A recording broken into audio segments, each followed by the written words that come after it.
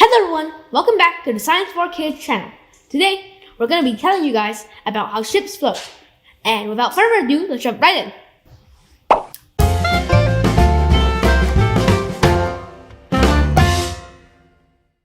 And you guys may be wondering, why is there a piece of clay in my hand? Let's just say, this clay used to be a ship, one of these big cruise ships. Some ant that knows how to operate a crane crushed it. And now it's a dice. Let's just say that's what it is. Let's dump it in. No, it does not float. Maybe because the volume is too little. Maybe because it is like too small. Let's make it larger. And now it is a dish shape. And now dip it in. It still stinks. You may be wondering, okay, so how does the ship float in the first place?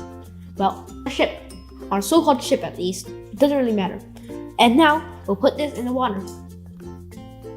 And it floats. The boat floats is something called buoyancy. The buoyancy of the boat, which basically means how the boat is its ability to float or sink. It does not depend on how heavy it is. It actually depends on the shape. They displace the water to the size of the boat.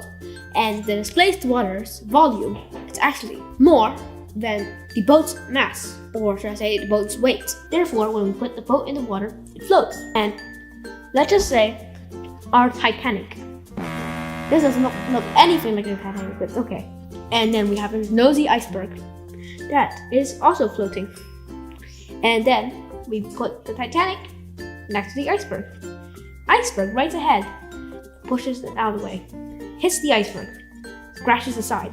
And when it scratches the side, it basically rips out the side of the boat. There's a hole in it.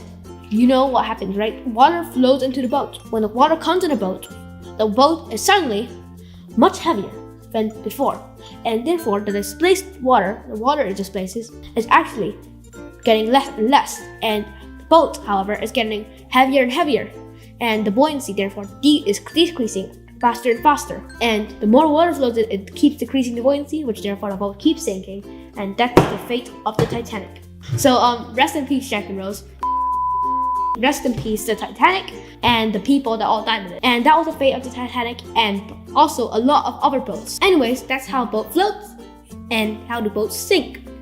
And that should be it for this video. I hope you enjoyed. Remember to like, subscribe, and comment. And I'll see you guys next time. Peace!